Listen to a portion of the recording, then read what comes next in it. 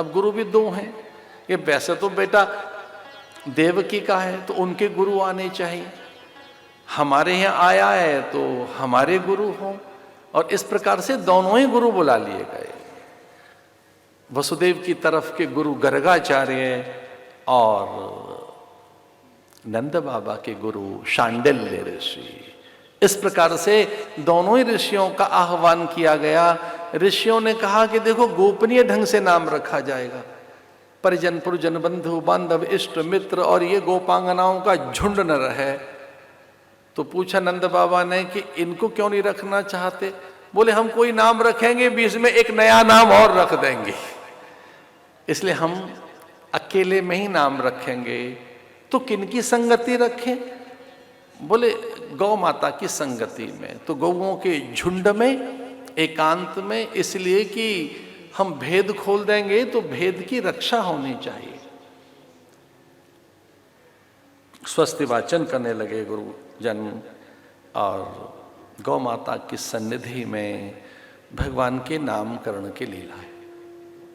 1 वर्ष पहले रोहिणी के गर्भ में भगवान से पूर्व बलराम का आगमन, तो बलराम का भी नाम रखा नहीं गया था। रोहिणी उन्हीं की यहाँ वास कर रही थी और वसुदेव की 5 पत्नियां, वसुदेव की जो 5वीं पत्नी थी उनका नाम था देवकी। वसुदेव की जो सबसे बड़ी पत्नी थी उनका नाम था रोहिणी, और रोहिणी उस बालक की रक्षा कर रही थी, उस देवकी के अंश की रक्षा कर रही थी। रोहिणी उनके यहां छिप कर रह रही थी। गौरवदन गोरा सुंदर बलराम बलभद्र, पहले उनका नाम रखा गया। ऋषि गर्गाचार्य ने कहा अयम ही रोहिणी पुत्रो। ये सामान्य नहीं है, ये रोहिणी का पुत्र, इसका नाम बड़ा अद्भुत है।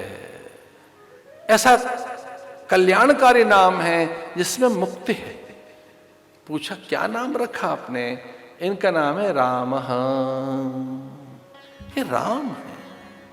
ऐसा लक्ष्मण के मन में कभी त्रेता में ये बात थी। लक्ष्मण ने भगवान राम से बात कही थी कि हे देव, अगली बार जब आपका आगमन होगा धरती पर, जब आप फिर आएंगे द्वापर में, तो आपके आने से पहले मैं पहुंचूंगा सेवा के लिए, बड़ा बनने के लिए नहीं। इसलिए अवसर मुझे मिले पहले पहुंचने का। तो भगवान ने कहा जो पहले आता है वो तो राम होता है, पहले जो आएगा वो तो राम है। तो लक्ष्मण ने कहा था कि एक पल के लिए मैं राम भी बन जाऊंगा, एक पल के लिए।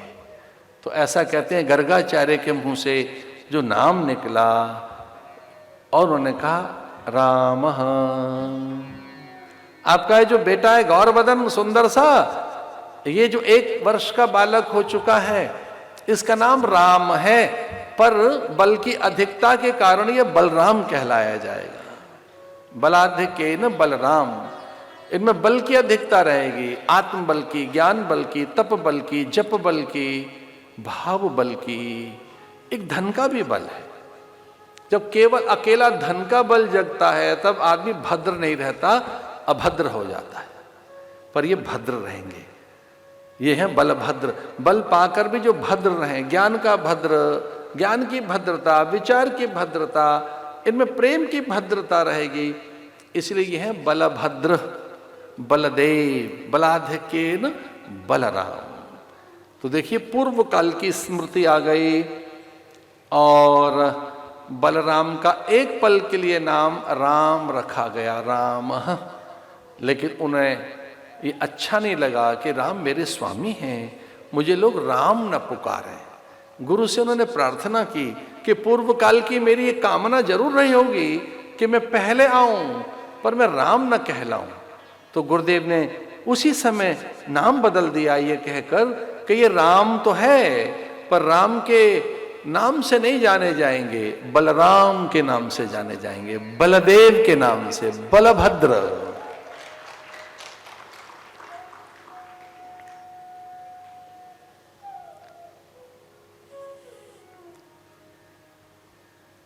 यशोदा बड़ी व्याकुल है कि लाला का नाम कर्ण हो। गुरुजी इनका नाम रखते हैं। गुरुदेव की आंखें बंद हो गई, आनंदित हो गए, धन्य अनुभव करने लगे। और एक सामान्य बात कह रहा था मैं, पंडित को तो पूर्णता तभी मिलती है जब उसे परमात्मा के दर्शन हो। पांडित्य का लाभ कब? विद्या का लाभ तो तभी है जब भगवत दर्शन हो, भगवदानुभूति हो।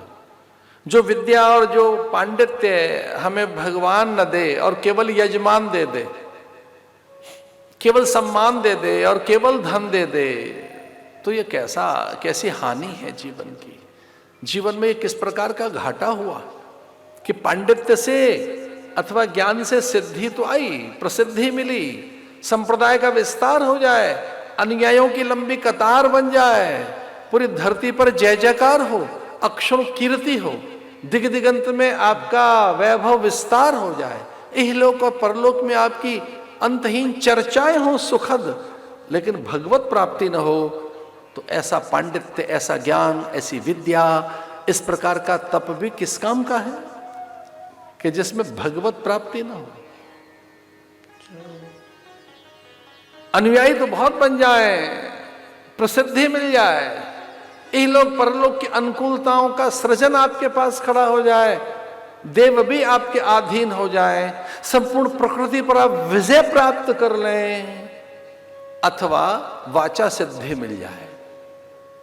इसलिए आंखें भर आई गर्गाचार्य की। गर्गाचार्य ने कहा धन्य है मेरा जीवन, मैं त्रिकालदर्शी, मैं पंडित, मैं योगी, मैं वेद मूर्ति, मैं वेदज्ञ और शास्त्रज्ञ ब्राह्मण, मैं मांत्रिक, मुझे सारे मंत्र आते हैं, मैं मांत्रिक, मैं यांत्रिक गुरु, मुझे यंत्र मंत्र सब आता है, मैं वेद ज्ञाता, मैं चारों वेदों का एक प्रकार से पारायण करने वाला, मैं पुरोहित और मैं पंडित। अभी तक अधूरा था। आंखें भर आई पंडित की, उस आचार्य की, उसकी आंखें गीली हो गई और वो कहने लगे शांडिल्य से कि जीवन में धन्यता आ रही है, आज पांडित्य को पूर्णता मिली कि सामने परमात्मा के दर्शन हो रहे हैं।